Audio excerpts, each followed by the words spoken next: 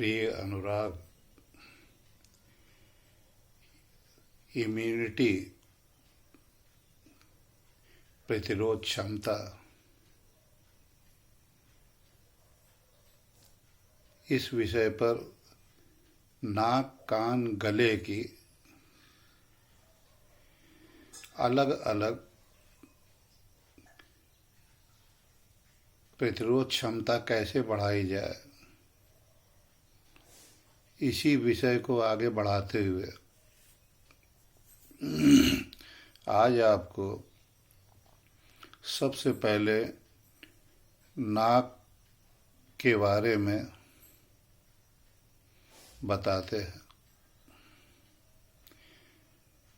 सबसे पहले वायु जो संपर्क में आती है वो नाक में आती है और फिर उसी मार्ग से अंदर गले से होते हुए फेफड़ों में जाती है और तत्पश्चात वहाँ पर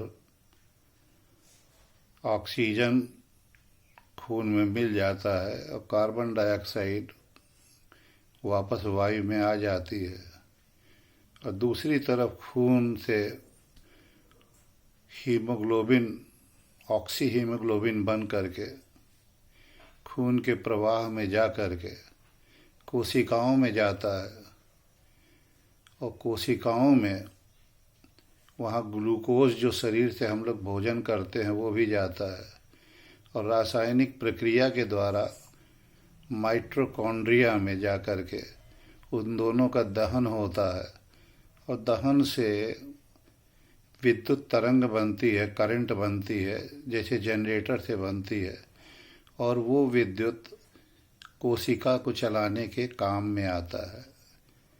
ऐसी प्रक्रिया के बाई प्रोडक्ट में पानी बनता है और कुछ अन्य चीज़ें बनती हैं।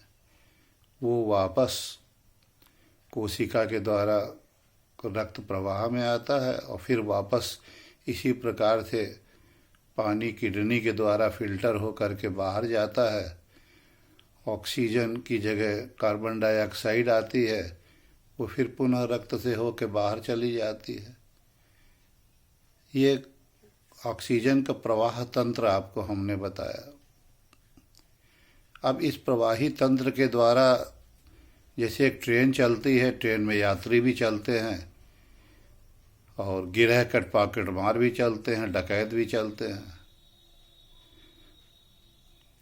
बकैत लोग भी चलते हैं, फालतू की बकवास करते रहते हैं, लेना एक न देना दो, न टिकट लेते हैं न कुछ लेते हैं।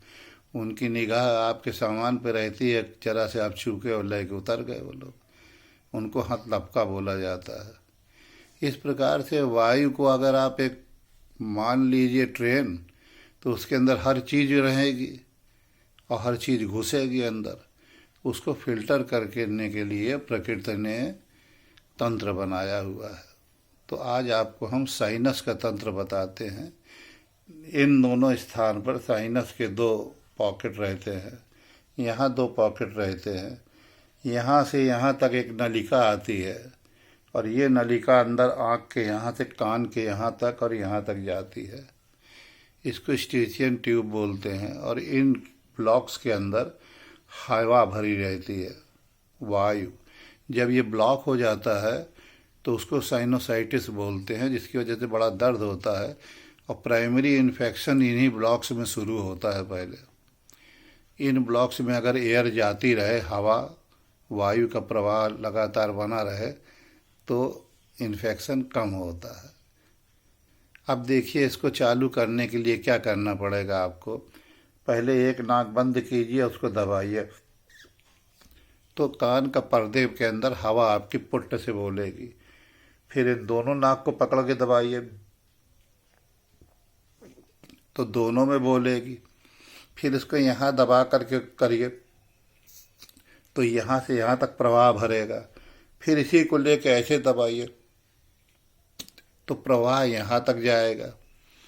तो ये प्रवाह जाने से वायु में कहीं अगर सूजन है या आपको पता चल जाएगा कहाँ इन्फेक्शन है। ये अपने आप प्राणवायु को चेक करने के लिए नाक कान गले में ये तंत्र बना हुआ है। ऐसा शुरू में एक बार कीजिए और जब 1 हफ्ते तक एक बार कर लें तब इसको 2 बार कीजिए। इसकी और एडवांस भी प्रक्रिया है जो कि इसके बाद बताएंगे, क्योंकि जब पूरा प्रवाह खुल जाता है तभी उनकी एडवांस क्रियाओं को करना चाहिए, नहीं तो अन्यथा वो उसको परेशानी में डाल देंगी। ठीक वैसे ही जैसे कि आप 25 किलो वजन न उठा करके 250 किलो उठाने लगें, सब मांसपेशी चरचरा जाएगी। इसलिए इतनी ही क्रिया ज़रूरत है। दूसरा गले के लिए है। गले में अगर कोई चीज़ आपको खराश आती है तो आप खांसते हैं, उसी तरीके से खखारना भी होता है। अब उसी तरीके से एक क्रिया है, उसको ऐसे करें,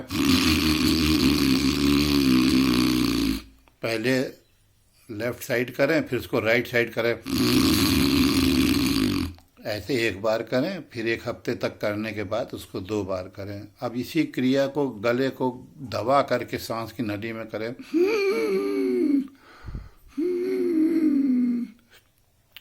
पहले 1 बार फिर 2 बार। ये प्रक्रिया आपके नाक कान गले के अंदर ब्लड के सर्कुलेशन को बढ़ा देगी और एयर के फ्लो को भी बढ़ा देगी। और अब दांत के लिए करें, ऐसे मुंह को बंद करें और दांत को, और सांस मुंह से लें।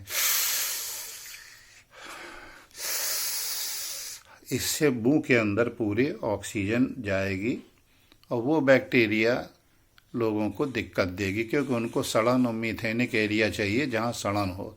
जहाँ करेक्ट प्राणवायु जाती है उनके लिए दिक्कत रहती है।